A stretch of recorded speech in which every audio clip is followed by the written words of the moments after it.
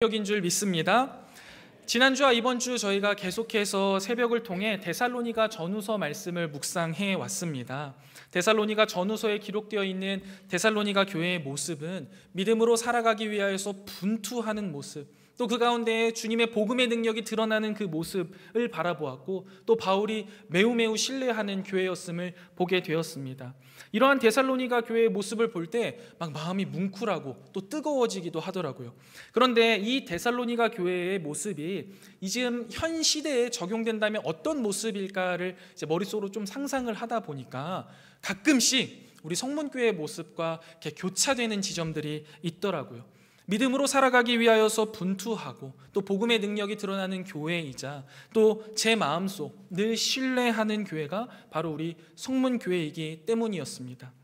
물론 여러분, 데살로니가 교회에 있었던 외부의 박해나 아니면 내부의 혼란들, 그리고 몇몇 성도들의 무질서와 또 게으름들이 교회를 힘들게 한 건 사실입니다. 그러나 그럼에도 불구하고 이 데살로니가 교회는요, 하나님의 은혜와 바울의 가르침으로 자라나가고 있었습니다. 사랑하는 성문교회 성도 여러분, 오늘 우리도 이 데살로니가 후서 말씀 앞에 섭니다.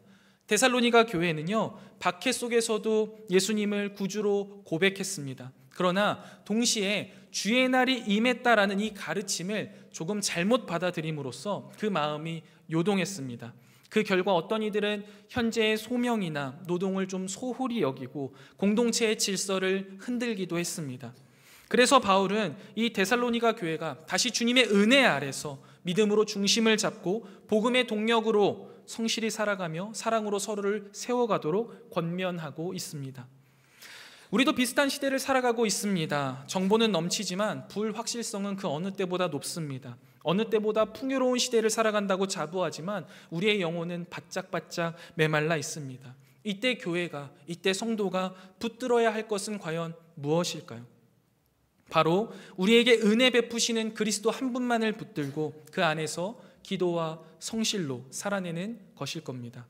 바울은 성도들이 흔들리는 세상 속에서 굳건히 서기 위해 세 가지 중요한 삶의 모습을 우리에게 권면하고 있습니다. 첫 번째는 기도를 통한 하나님의 능력과 보호를 의지하면서 살아가라 라고 말하고요. 두 번째는 말씀에 순종하는 성실하고 책임 있는 삶을 살아가라 라고 말하고, 마지막 세 번째는 그리스도 안에서 누리는 영원한 평강과 은혜를 붙들고 살아가라 라고 말합니다. 각 부분마다 개혁주의적 관점을 따라서 본문을 살피고 우리의 가정과 또 직장과 교회와 삶 속에서 과연 우리는 어떻게 살아갈 수 있는지를 함께 나누어 보도록 하겠습니다. 첫 번째입니다. 기도를 통한 하나님의 능력과 보호를 의지하는 삶을 우리는 살아야만 하는데요. 바울은 혼란 속에 있는 데살로니가 성도들을 위해 기도로 편지를 시작합니다. 동시에 그들에게 자신의 동역자들과 또 자신의 사역을 위해 기도해달라고 요청하는데요. 이것은 그리스도인의 삶에서 기도가 얼마나 필수적인 요소인지를 잘 보여주고 있는 부분입니다. 우리 3장 1절과 2절 말씀 우리 한번 같이 읽어보도록 하겠습니다. 1절과 2절 말씀 함께 읽겠습니다. 시작. 끝으로 형제들아,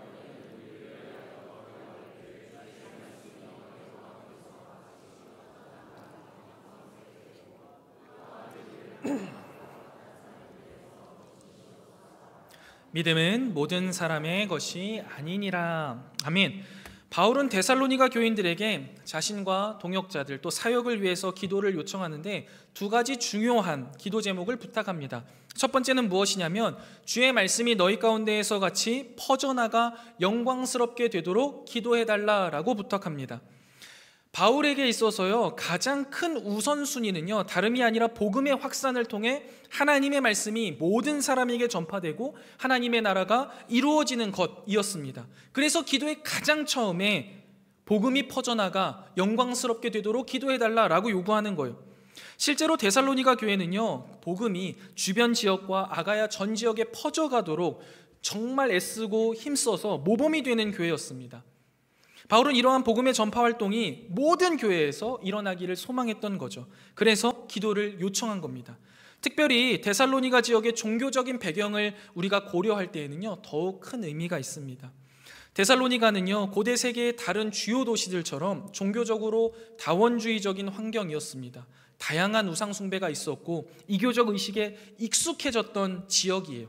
그런데 이런 환경에서 우상을 버리고 참되시고 하나이신 하나님만을 섬기는 삶으로 돌아온다라는 것은요, 굉장한 일이었고 굉장한 헌신이 필요했습니다.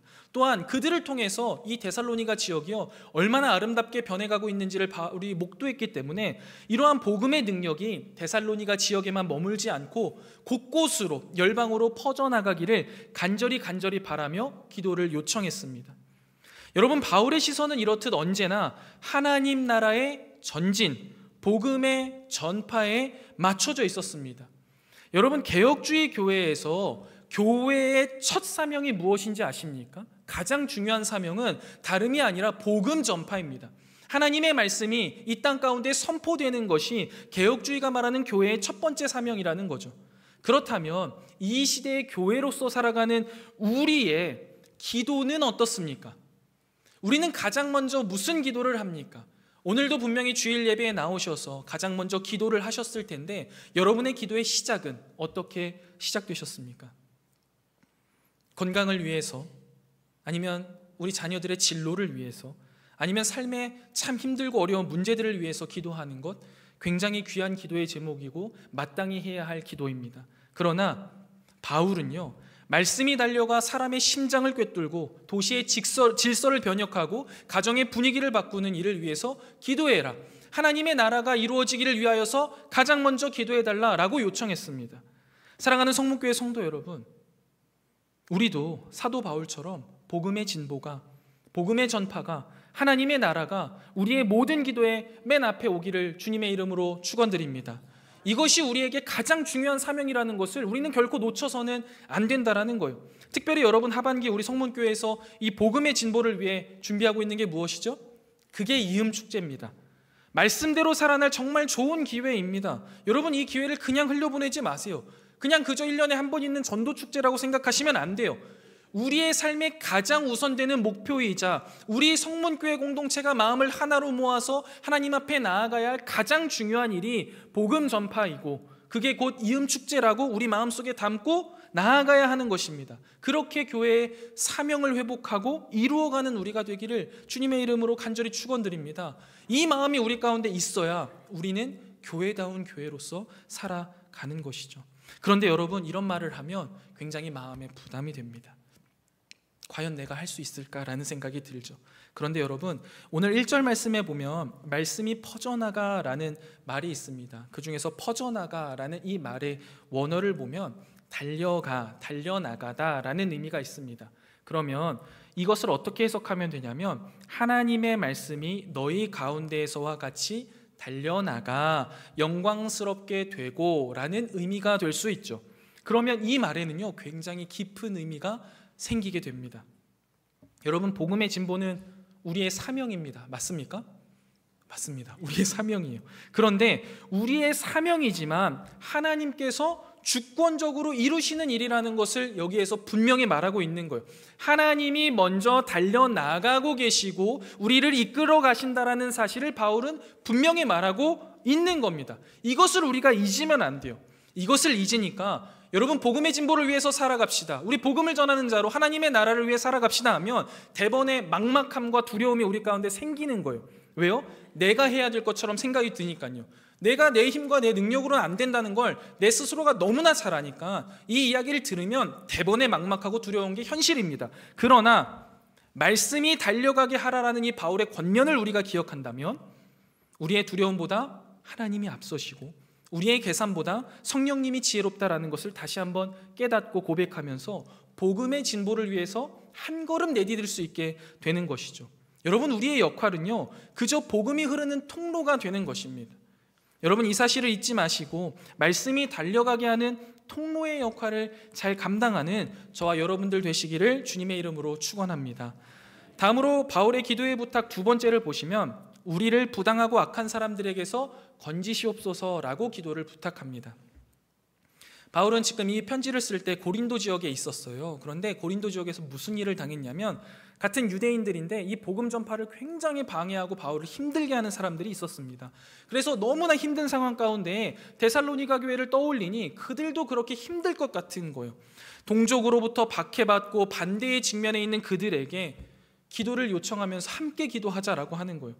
그렇기 때문에 이 기도는 바울 자신과 또 자신과 함께한 동역자들, 자신의 사역만을 위해서 기도하는 것이 아니라 이 믿음의 공동체 전체의 안전과 하나님의 나라의 지속을 위한 것이라고 볼 수 있는 것이죠. 바울은요, 이러한 사역이 사탄이 그리스도인들을 따르는 자들을 끊임없이 시험하고 이 사역을 방해한다는 것을 분명히 알고 있었습니다. 그래서 그는 자신의 사역이 뭐라고 말하냐면 혈과 육을 상대하는 것이 아니다. 통치자들과 권세자들과 이 어둠의 세상 주관자들과 하늘에 있는 악의 영을 상대하는 것이다라고 고백하잖아요. 그래서 바울은 기도하지만 또 기도를 요청하면서 함께 우리가 주 안에서 살아가자, 그리고 영적인 전쟁에서 승리하자라고 부탁하고 요청하는 것이죠. 바울이 믿음은 모든 사람의 것이 아님이라 라고 덧붙인 것은요, 복음을 거부하고 사역자들을 대적하는 이들이 본질적으로 하나님을 믿지 않는 자들이기 때문에 사탄의 도구가 될 수 있음을 암시하는 겁니다. 그러므로 하나님의 말씀이 퍼져서 영광스럽게 되는 것과 성도들이 악한 자들에게 보호받는 것은요, 불가분의 관계에 있다라고 볼 수 있습니다. 사랑하는 성목교회 성도 여러분, 여전히 우리가 살아가는 세상 역시 복음이 쉽게 받아들여지지 않습니다.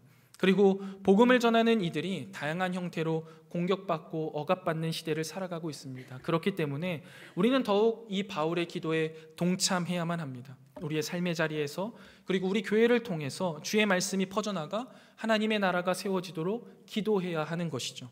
또한 복음을 전하고 교회를 섬기는 모든 성도들과 사역이 영적으로 또 육체적으로 위험에서 보호받도록 우리는 늘 간절히 기도해야만 합니다. 여러분, 기도는 무엇입니까? 하나님의 능력을 하늘로부터 이끌어오는 통로예요. 우리가 이 기도를 멈추지 않을 때 하나님께서는 우리 성문교회를 통하여서 놀라운 구원의 역사를 이루실 것을 확신합니다. 우리가 이것을 보면서 기도하며 나아가야 하는 것이죠. 그런데 여기에서도 꼭 짚고 넘어가야 할 것이 하나 있습니다. 여러분, 우리는 기도해야 하지만 우리의 기도보다 앞선 하나님의 신실하신 은혜가 먼저 있다는 사실을 우리는 신뢰하고 확신해야만 합니다. 3절과 4절 말씀 우리 한번 같이 읽어보겠습니다. 3절, 4절입니다. 함께 읽겠습니다. 시작. 주는 미쁘사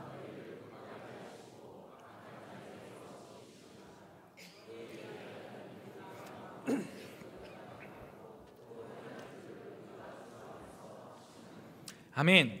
바울은 앞에서 자신을 비롯한 동역자들과 또 사역을 위해서 기도해달라라고 부탁하면서 곧바로 무엇을 말하냐면 하나님의 신실하심을 이야기합니다. 그러면서 성도들을 안심시켜요. 주는 미쁘사라는 이 선언은요, 하나님은 신실하십니다라는 선언과 같은 맥락입니다. 이 선언은 복음이요, 하나님의 주권 아래에 있고 모든 상황 속에서도 그분의 뜻은 분명히 이루어진다라는 이 신뢰를 바탕으로 하고 있습니다.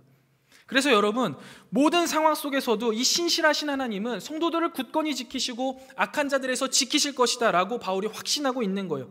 데살로니가 교회 성도들이 겪는 환난과 박해와 교회의 어려움 중에서도 하나님은 결코 그들을 버리지 않으시고 끝까지 붙들어 주실 것을 믿는다라는 것이죠. 여러분, 이것은 이 시대를 살아가고 있는 우리들에게도 동일하게 적용되는 말입니다. 하나님께서는요, 당신의 백성들을 택하시고 부르시고 그들을 성장시키시고 성숙시키시고 끝까지 인내하시면서 자신의 영광으로 이끌어 가실 것을 우리는 신뢰해야만 하는 것이죠. 그리고 하나님은 그렇게 행하시는 분이라는 것을 우리는 확신하며 나아가야 하는 것입니다. 이어서 바울이요, 데살로니가 성도들의 순종에 대한 확신을 어떻게 표현하는지를 한번 보세요. 우리가 너희에 대하여는 우리의 명한 것을 너희가 행하고 또 행할 줄을 확신하노니. 여러분, 여기서 확신하는 게 뭐예요? 주 안에서 확신한다라고 이야기하는 거예요. 물론 데살로니가 교회가요, 굉장히 바울에게도 신뢰할 만한 교회였음은 분명합니다. 그들이 믿음 안에서 분투하는 사람들이었어요. 하나를 가르쳐주면 그 하나를 가지고 살아내려고 애쓰는 사람들이었어요. 그래서 보기에도 신뢰할 만한 것이 분명히 있었겠지만 거기에 기인하지 않는 거죠. 야, 봤는데 너네들이 참 잘하더라. 니네가 여태까지 해온 거 보니까 너네 잘할 거야 라고 말하지 않잖아요. 주 안에서 신뢰한다는 거예요. 이 말은 뭐예요? 하나님께서는 신실하셔서 너희가 이렇게 힘들고 어려운 상황을 겪고 있음에도 불구하고 분명히 이 상황을 이겨가게 하실 거고 너희를 성장시키시고 성숙시키실 거야. 나는 그걸 믿어 라고 이야기하면서 격려하고 독려하는 거예요. 그렇기 때문에 여러분, 이 메시지는요, 비로소 신자들이 고난 가운데 거할 때 힘과 위로를 주는 겁니다. 우리가 고난에 있을 때, 우리가 어려움을 겪을 때 하나님은 어떻게 하십니까? 우리를 굳건하게 하실 겁니다. 악한 자의 손에서 분명히 지키실 겁니다. 우리는 그것을 믿고 살아가는 자들이에요. 그리고 그 모습을 서로가 서로에게 보여주어야만 하는 것이죠. 내 삶이 너무나 어렵게 느껴지십니까? 그때는 옆에 있는 지체들에게 기도를 요청하세요. 그리고 그 지체는 또 다시 한번 격려하세요. 분명히 하나님께서 너의 이 상황을 이기게 하시고 견디게 하실 것을 나는 믿는다. 그렇게 함께 살아가는 것이 그리스도인의 백성, 그리스도인이자 하나님의 백성의 삶이라는 것이죠. 그래서 여러분, 여기서 가장 중요한 부분은 우리가 그렇게 순종할 수 있는 것은요, 우리의 의지가 아닙니다. 내가 그렇게 살아야지, 난 그렇게 해야지 해서 되는 게 아니에요. 뭐예요? 우리 안에 역사하시는 하나님의 은혜와 능력으로 가능하다는 거예요. 주 안에서는 가능하다라는 겁니다. 이 진리가요, 참 암울하고 힘든 시대를 살아가고 있는 우리들에게 큰 위로와 용기가 되기를 주님의 이름으로 소망합니다. 여러분, 5절 말씀 한번 같이 볼까요? 5절 말씀입니다. 5절 말씀 우리 한번 같이 읽어보겠습니다. 시작. 주께서 너희의 마음을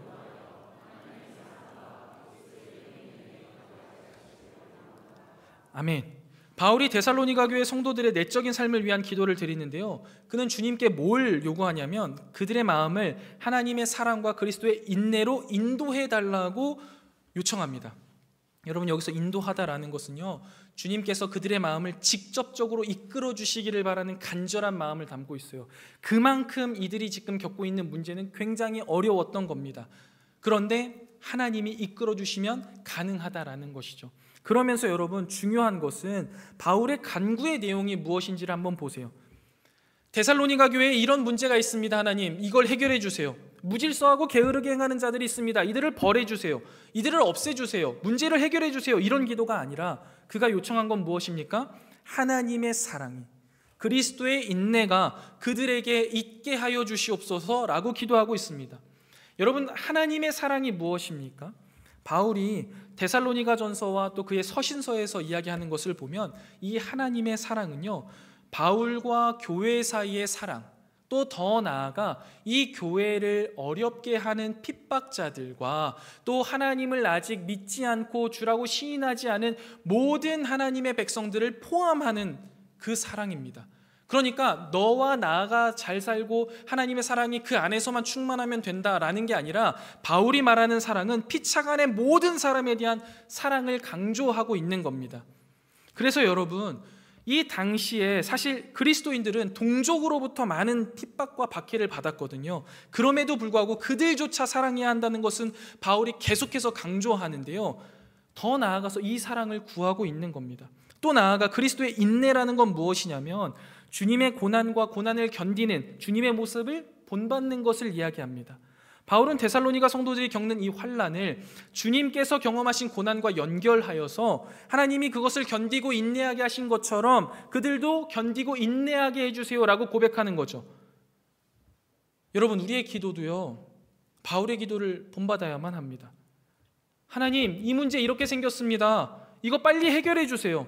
하나님, 지금 이게 이렇게 됐으니까 빨리 해결해 주세요. 저 사람 너무 못됐잖아요. 벌해 주세요. 이런 기도가 아니라는 거예요. 하나님, 저 사람을 하나님의 사랑으로 사랑하게 해주세요. 내 마음에 그 사랑을 부어주세요. 하나님, 이 문제 가운데 내가 시험 들지 않고 예수 그리스도께서 견디고 인내하셨던 것처럼 견디고 인내하게 해주세요라는 기도가 우리 가운데 터져 나와야 한다라는 것이죠. 그런데 이조차도 결국은 우리가 하는 게 아니라는 거예요. 서로가 서로를 위하여서 기도하고 하나님의 은혜가 우리 가운데 있을 때 우리의 입에서 너무나 자연스럽게 이런 기도가 흘러나올 수 있다라는 것이죠. 사랑하는 성목교회 성도 여러분, 혹여나 현실의 삶 속에서 너무나 어렵고 힘든 인생을 살아가서 하나님 앞에 기도할 수 없을 때를 겪고 계십니까? 주님께 이 바울의 기도를 올려 드려 보십시오. 하나님, 이 상황 가운데에서 하나님의 사랑을 내 마음속에 가득 채워주시고 그리스도의 인내를 가득 채워 주시옵소서. 그리고 하나님이 그렇게 하실 것을 믿습니다 라고 기도하면서 나아갈 때 분명히 하나님이 역사하신다라는 것이죠. 사랑하는 성목교회 성도 여러분, 우리는 이렇게 기도를 통해 하나님의 능력과 보호를 의지하는 삶을 살아야만 합니다. 우리의 기도보다 훨씬 더 앞선 하나님의 은혜로, 우리에게 하나님의 사랑과 그리스도의 인내를 충만히 채워주시기를 기도하며 그것을 경험할 수 있는 저와 여러분들 다 되시기를 주님의 이름으로 축원드립니다. 두 번째입니다. 말씀에 순종하는 성실하고 책임 있는 삶을 살아가라 라고 말합니다. 3장 6절부터 15절 보시면요, 교회 내의 특정한 집단, 즉 게으른 자들을 적절하게 다루도록 데살로니가 성도들에게 권면하고 명령합니다. 이것은 바울이 데살로니가 교회가 혼란에 빠지지 않도록 또 건강한 공동체를 유지하도록 잘 이끌어가고 있는 부분인데요, 6절 말씀 우리 한번 보도록 하겠습니다. 3장 6절 우리 한번 같이 읽어보겠습니다. 시작. 형제들아,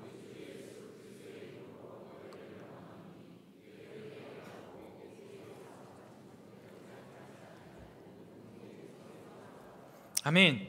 가장 먼저 바울이 이 명령을 어떻게 하냐면요, 우리 주 예수 그리스도의 이름으로 선포하고 있습니다. 이것은 바울이 쓸 수 있는 가장 강력한 신학적 강제입니다.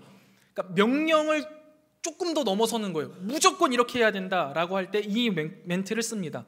그러니까 자신의 명령이 아니라는 거예요. 하나님의 뜻이라는 거죠. 그러면서 지목하는 대상은 뭐예요? 게으르게 행하고 우리에게서 받은 전통대로 행하지 않은 모든 형제들에게 이렇게 해라 라는 겁니다.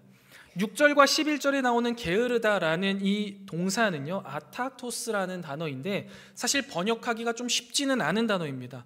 이 아탁토스의 단어의 1차적인 의미는 무질서한, 아니면 규율에 순종하지 않는 으로 번역되는데요, 데살로니가 전후서의 문맥을 살펴보면 게으름 혹은 나태함이라고 번역될 수도 있습니다. 그래서 저는 이 아탁토스가 단순히 게으름만을 의미하기보다는 무질서하게 행하는 것과 게으름이나 나태함을 다 표현하고 있는 단어로 봐야 한다라고 생각합니다.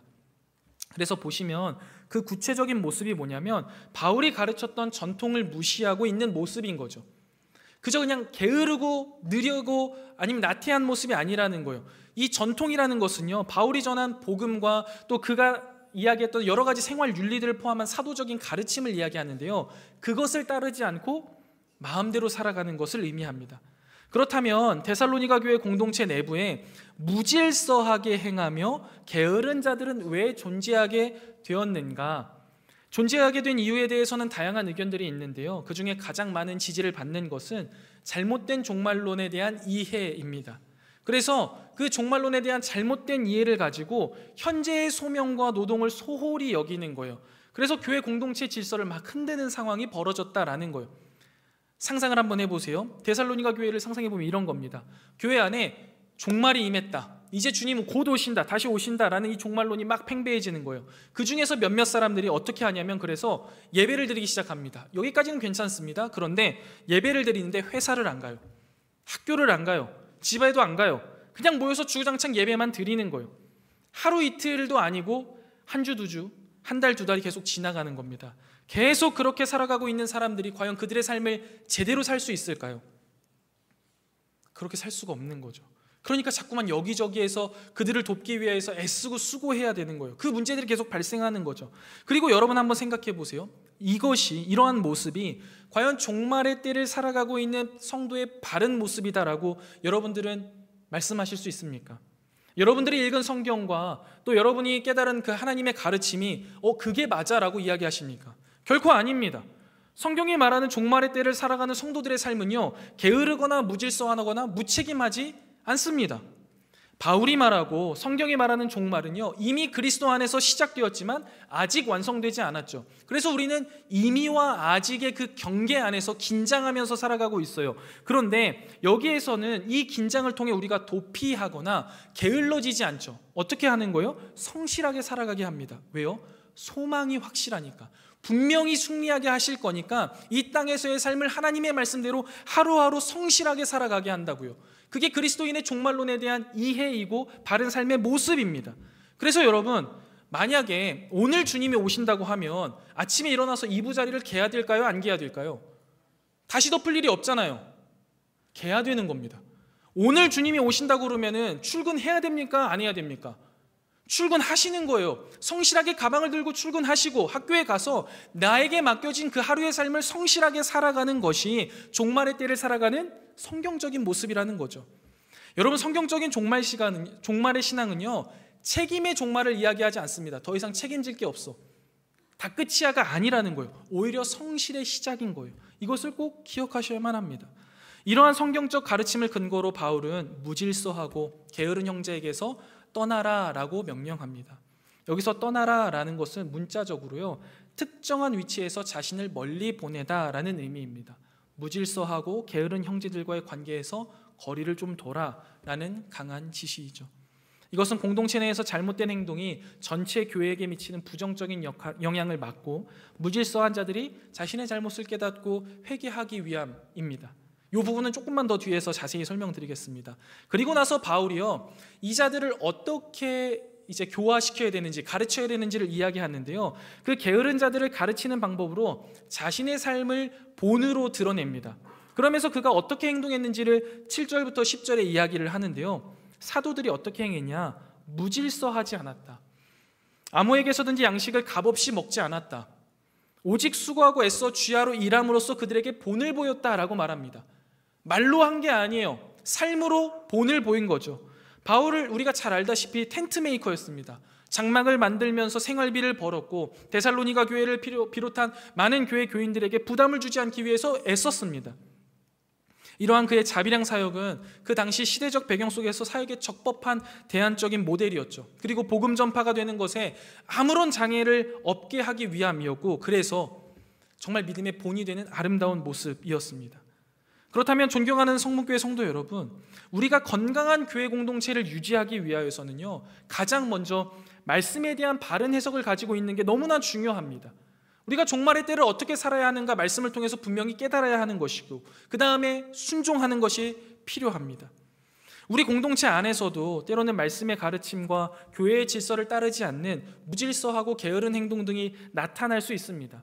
우리는 이러한 문제에 대해서 사랑과 동시에 단호함을 가지고 대처해야 하는 것이죠. 바울의 명령처럼 말씀에 명백히 불순종하고 공동체에 해를 끼치는 행동에 대해서는 비록 그들이 형제일지라고 할지라도 경고하고 거리를 두는 것이 필요할 수 있습니다. 이는 그들을 공동체에서 배제하려는 게 아닙니다. 그들로 하여금 자신의 잘못을 깨닫고 회개하도록, 말씀으로 돌아오도록 간격을 두는 것이죠. 특별히 종말의 때를 살아가고 있는 우리에게 종말은요, 성실함을 강조한다는 사실을 분명히 기억하셔야만 합니다. 그리스도인들은 매일매일을 성실하게 살아야만 합니다. 하나님께서는 우리에게 일할 능력과 기회를 주시고 오늘 하루라는 시간을 주신 겁니다. 우리는 이를 통해 스스로 자립하고 공동체에 기여하도록 부르심을 받은 거예요. 그게 소명입니다. 여러분, 다른 게 소명이 아니에요. 오늘 하루를 성실하게 주님 앞에 살아내는 것이 우리의 소명이에요. 바울의 모범처럼 성실하고 책임감 있는 자세로 우리의 직업과 생업에 임해야 한다라는 것이죠. 어떠한 상황 속에서도 게으르거나 무책임하게 행동해서는 안 됩니다. 우리는 성실한 삶을 통해 공동체에 폐를 끼치지 않고 오히려 선한 영향력을 본으로 보여주는 자들이 되어야만 하는 것이죠. 더 나아가서요, 11절과 12절 말씀을 보시면 이 무질서하고 게으른 자들이 만들어내는 또 구체적인 문제점들이 있습니다. 보시면요, 우리가 들으니 너희 가운데 게으르게 행하여 도무지 일하지 아니하고 일을 만들며 다니는 자들이 있다라고 이야기합니다. 게으르게 행하고 도무지 일을 하지 않는데 일을 만든대요. 이게 무슨 말이냐면은, 이 일을 만든다라는 표현은 남의 일에 간섭하기를 좋아한다라는 의미입니다. 그러니까 자기 일은 아닌데 남의 일에 자꾸만 감나와라 배나나라 하는 거예요. 자신의 생각을 위해서는 일하지 않으면서 다른 사람들의 일에 참견하면서 교회와 공동체의 혼란과 분열을 일으키는 모습이죠. 이러한 문제에 대해서 바울이 다시 한번 강력하게 명령하죠. 이러한 자들에게 우리가 명하고 권하기를 조용히 일하여 자기 양식을 먹으라. 이 명령은 그들에게 자급자족적인 노동에 참여하고 신중하고 성실한 방식으로 일하면서 다른 사람들을 방해하는 행동에서 벗어나 조용한 삶을 살아라 라고 요청하는 겁니다. 근데 여러분, 오늘도 생각해보면 우리 사회에서도 또 우리 회사에서도 교회에서도 게으름과 남의 일에 간섭하는 행동은요, 여전히 문제입니다. 그리고 한번 곰곰이 생각해보면 게으름과 이 간섭은요, 어쩌면 같이 작동하는 것 같아요. 제 친구들이나 아니면 주변 사람들과 군생활 이야기들을 종종 하다 보면은요, 군대 내에서 과한 군기나 부조리가 있는 부대는요, 상대적으로 훈련이 좀 적습니다. 그리고 좀 편한 부대인 경우가 많아요. 훈련이 힘들고 각자 해야 할 일들이 많은 부대는요, 남의 일에 간섭할 힘도 없고 시간도 없어요. 부조리를 행할 시간이 없어요. 그런데 꼭 할 일이 좀 적고 게으름을 피울 수 있는 부대는요, 쓸데없이 군기가 세고 부조리가 많습니다. 여러분, 우리가 각자의 삶의 영역에서 각자의 책임감을 가지고 근면하고 성실하게 일하지 않으면요, 우리는 자꾸만 남을 쳐다보게 되고 쓸데없는 일들에 참견하게 된다라는 거예요. 그리고 우리가 일하는 것을요, 단순히 먹고 살기 위해서 일한다라고 생각하지 마세요. 하나님이 우리에게 주신 소명이에요. 그래서 성실하고 근면하게 이것에 집중해야 된다라는 거죠. 그러다 보면 타인의 삶에 불필요하게 간섭하거나 공동체의 혼란을 야기하는 일을 만드는 행동은요, 삼가진다고요. 여러분, 그래서 우리의 시선이나 우리의 마음가짐이 좀 바뀌었으면 좋겠습니다. 가정과 직장과 교회에서요, 무엇인가 고쳐야 할 것들이 보이십니까? 그러면 어떻게 해야 될까요? 조용히 고치세요. 가시면 돼요. 이게 이렇게 돼야겠다라는 생각이 들면 말하지 마시고 가서 하세요. 그리고 섬기세요. 고치세요. 저건 저렇게 채워야겠다. 이게 성숙한 그리스도인의 모습이라는 사실을 분명히 기억하세요. 존경하는 성문교회 성도 여러분, 우리의 삶을 통해서 주님의 영광이 드러나고 공동체의 평화를 지키면서 서로에게 덕을 세우는 삶을 살아가기 위한다면 우리는 주 안에서 성실하게 살아야만 합니다. 남들의 일에요, 감나라 배나라 할 필요가 없어요. 주님이 우리에게 보여주신 것들은 우리가 조용히 감당하면 될 일인 겁니다. 그리고 여러분, 이렇게 사는 일이요, 어떻습니까? 힘들어요. 굉장히 힘듭니다. 답답하고 언제까지 해야 될지를 모르겠는 거예요. 그래서 바울이요, 마지막에 이런 이야기를 하는 겁니다. 선을 행하다가 낙심하지 말아라. 여러분, 그렇게 사는 삶이 너무나 힘들다라는 걸 바울이 너무나 잘 아는 거예요. 게으른 자들의 행동으로 인해 공동체 전체가 이미 피곤합니다. 그런데 그들을 바로 세워가는 거요, 더 힘든 일이에요. 그 누구보다 잘 알기 때문에 바울은 이러한 상황 속에서 성도들에게 선을 행하되 낙심하지 말아라, 힘을 내어라 라고 이야기하는 겁니다. 그러면서 바울이 무질서한 자들을 징계하는 구체적인 지침을 제시합니다. 첫 번째는 누가 이 편지에서 한 우리말을 순종하지 아니하거든 그 사람을 지목하여 사귀지 말라라고 명령합니다. 사귀지 말라라는 것은 그들과의 거리를 두어라, 교제하지 말고 좀 더 기다려라 라는 겁니다. 그리고 그들에게 부끄러움을 느끼게 하라는 거예요. 이것은 아까 잘못된 행동에 대한 모습하고 똑같습니다. 거리를 두라는 것과 같죠. 근데 이것은요, 회개를 촉구하기 위한 조치에 불과합니다. 그래서 사실은 더 중요한 것은 두 번째인데요, 징계에 대한 태도에 대해서 바울이 이야기합니다. 뭐라고 이야기하냐면 원수와 같이 생각하지 말고 형제같이 권면하라 라는 거예요. 여러분, 징계의 목적이 무엇입니까? 징벌 자체가 아니잖아요. 우리가 아이들이 무언가 잘못했을 때 그 아이를 징계하는 건 무엇입니까? 이유가 뭐예요? 징벌 자체가 아니에요. 그 가운데에서 배우고 깨닫고 성장하고 성숙해져라, 사람답게 살아가라 하기 위해서 우리가 아이들을 가르치는 거잖아요. 교회 안에서도 마찬가지입니다. 징계의 목적은요, 징벌 자체가 아니에요. 회개로 이끌고 공동체로 돌아오도록 돕는 사랑의 징계여야 한다라는 것이죠. 이것은 우리가 죄는 미워하되 사람은 미워하지 말라라는 예수님의 가르침과 일맥상통하는 겁니다. 교회는요, 징계가 있어야만 하는 거예요. 서로 가르쳐주고 세워가야만 하는 거죠. 그런데 이 일이 굉장히 어렵다라는 거예요. 그래서 이 일들을 행하면서 낙심하지 말아라 라는 말을 꼭 기억하시고 낙심하지 마셔야 합니다. 교회가 교회답게 세워지는 것, 성도가 성도답게 성장하는 것은요, 하루아침에 뚝딱 되는 일이 아닙니다. 쉬운 일이 아니에요. 그래서 우리는 하나님의 사랑과 그리스도의 인내를 가지고 계속해서 선을 행해야 합니다. 행하다 보면은요, 낙심되죠. 아마 지금도 낙심하고 계신 분들 계실 수 있어요. 우리 중등부 선생님들 이맘때쯤 되면은 많이 낙심합니다. 우리 아이들이 안 변하는 것 같거든요. 그런데 낙심하지 않으셔야 합니다. 우리가 끊임없이 공동체 안에서 선을 행할 때요, 분명히 하나님께서 변화시켜 주실 겁니다. 여러분, 징계는요, 항상 회개와 회복을 목적으로 해야 합니다. 죄를 지은 형제를 원수가 아니라 형제로서 존중하고 사랑하는 마음으로 권면하세요. 그리고 이러한 과정을 통해서 우리는 그리스도의 몸된 교회를 건강하게 세워 나갈 수 있을 겁니다. 말씀에 대한 바른 이해로 종말의 때에 말씀에 순종하는 성실한 삶을 책임 있게 살면서 그리스도의 몸된 교회를 아름답고 건강하게 권면과 징계를 통해 세워가는 저와 여러분 되시기를 주님의 이름으로 축원드립니다. 마지막 세 번째입니다. 그리스도 안에서 누리는 영원한 평강과 은혜를 붙들며 살아가라 라고 말합니다. 바울은 데살로니가 후서의 긴 권면과 교훈을 마무리하면서 다시 한번 성도들을 위해 축복의 기도를 합니다. 이 축복의 기도는요, 고난과 혼란 속에서도 하나님께서 주시는 궁극적인 평강과 은혜에 대한 소망을 담고 있는데요, 우리 16절 말씀 우리 한번 같이 읽어보겠습니다. 16절입니다. 함께 읽겠습니다. 시작.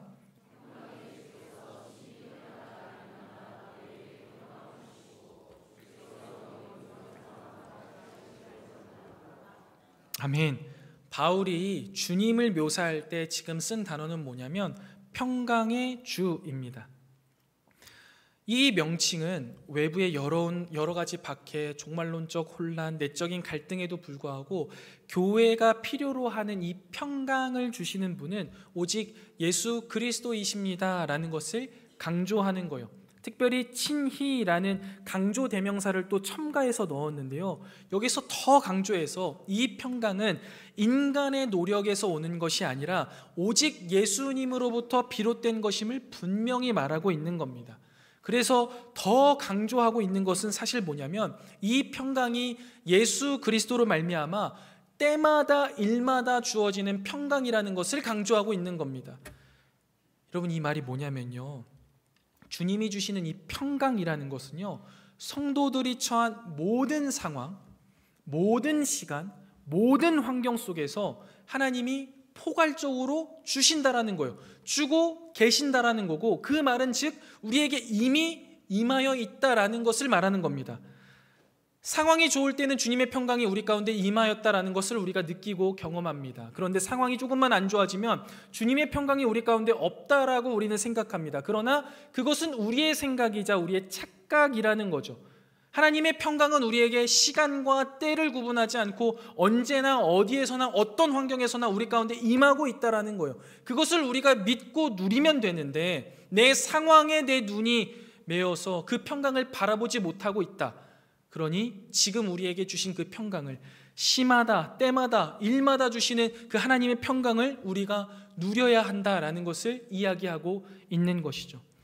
여러분, 그래서요, 지금 우리의 삶 속에 너무나 힘들고 캄캄한 어둠 속을 걸어가고 있는 것 같은 분들이 계시다면 여러분, 그 가운데에도 하나님의 평강이 분명히 임하고 있음을 믿으시기 바랍니다. 그리고 그 하나님은요, 우리를 분명히 그 끝에 빛의 자리로 이끌어 가실 거예요. 우리는 그것을 믿고 캄캄하고 어두운 시절을 걸어가고 있을지라도 평강을 누리면서 살아갈 수 있는 그리스도인의 자녀입니다. 이것을 꼭 믿으셔야만 하는 겁니다. 그리고 여러분, 더 나아가서 바울이 이렇게 말합니다. 주께서 너희 모든 사람과 함께 하시기를 원하노라.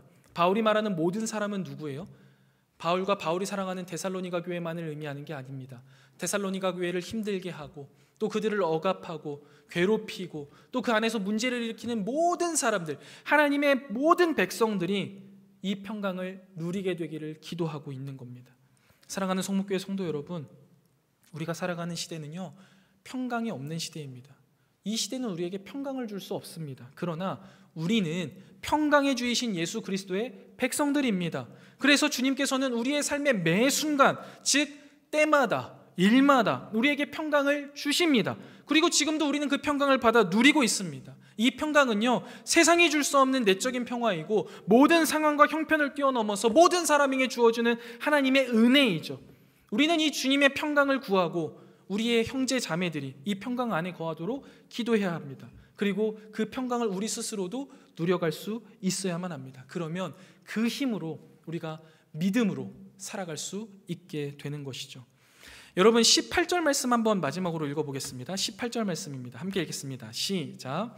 우리 주 예수 그리스도의 은혜가 너희 무리에게 있을지어다. 아멘. 이 말씀 최종적인 축복인데요, 모든 믿는 자들에게 주어지는 하나님의 값없는 선물이며 혼돈과 역경 속에서도 믿음을 지키고 살아갈 수 있도록 하는 복음, 즉 우리의 삶의 원동력입니다. 특별히 너희 무리에게라는 표현은 앞서 언급되었던 평강의 주께서 너희 모든 사람과 함께 하시기를 원하노라 라는 이 기도와 연결되어 있는 겁니다. 우리는요, 나 혼자 잘 먹고 잘 살자고 예수님 믿는 사람들이 아니라는 거예요. 우리는 우리를 포함한 모든 하나님의 백성들이 그 평강 안에서 살아갈 수 있도록 기도해야 되고 그들을 위하여서 헌신해야 되고 성실하게 살아내야 되는 사람들이라는 것을 꼭 기억하시기 바랍니다. 사랑하는 성도 여러분, 우리가 받은 구원과 이 땅에서의 모든 삶, 그리고 장차 누릴 영원한 생명은 전적으로 우리 주 예수 그리스도의 은혜로 말미암습니다. 그리고 이 은혜는 때마다 시마다 모든 상황과 형편을 넘어서 모든 자들에게 선포되고 있습니다. 이것을 우리가 누리고 또 나눌 수 있는 저와 여러분이 되시기를 주님의 이름으로 간절히 축원드립니다. 말씀을 정리해 보겠습니다. 사랑하는 성도 여러분, 오늘 우리는 데살로니가후서 3장 1절부터 18절 말씀을 통해서 종말에 대한 혼돈과 박해, 또 그리고 게으름과 잘못된 가르침이라는 다양한 어려움에 직면했던 이 데살로니가 교회를 향한 바울의 깊은 목회적인 사랑과 실천적인 지침들을 살펴보았습니다.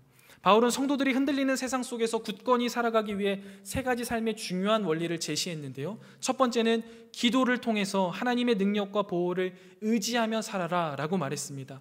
우리는 복음의 진보를 위하여서 끊임없이 기도해야 합니다. 이것이 우리 삶의 가장 중요한 목적이자 이유여야만 합니다. 신실하신 하나님께서 우리를 굳건하게 하시고 악한 자에게서 지키실 것은 확신하면 됩니다. 그리고 우리의 마음이 하나님의 사랑과 그리스도의 인내로 충만하게 되기를, 거기로 인도하시기를 함께 기도해야 하는 것이죠. 두 번째로는 말씀에 순종하면서 성실하고 책임감 있게 살아야만 합니다.